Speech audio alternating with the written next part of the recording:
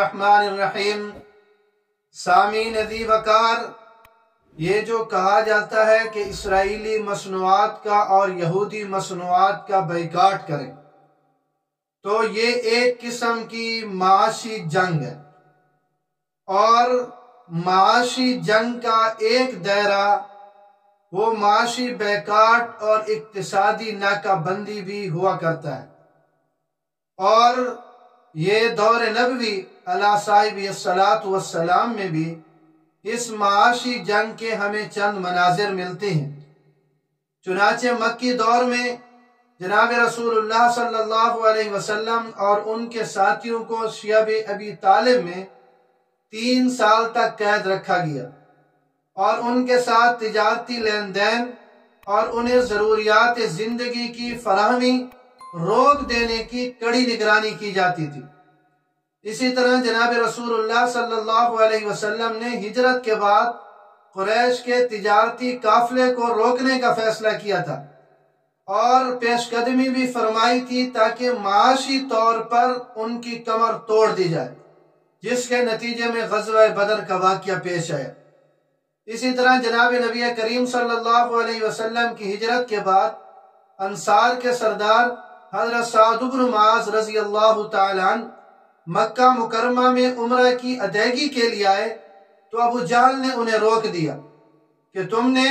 محمد صلی اللہ علیہ وسلم کو پناہ دے رکھی ہے، اس لیے میں تمہیں عمرہ نہیں کرنے دوں گا۔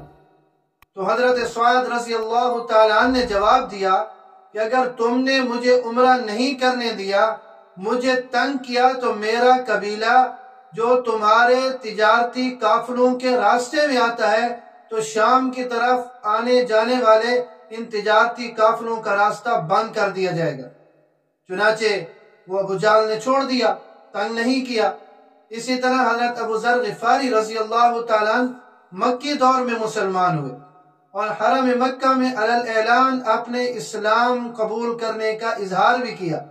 جس پر قریش مکہ کے نوجوان ان پر ٹوٹ پڑے،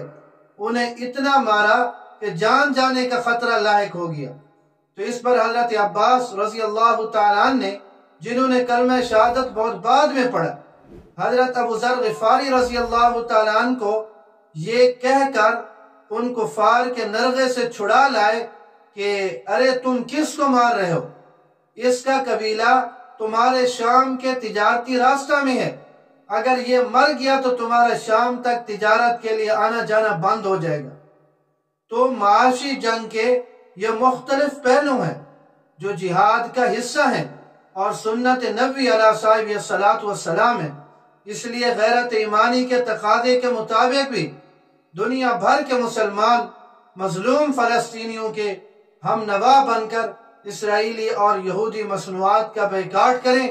اور فلسطینی بھائیوں کی استقامت، کامیابی اور فتح کے لیے مسلسل دعا گو رہیں۔ اللہ رب العزت ہمیں عمل کی توفیق نصیب فرمائے۔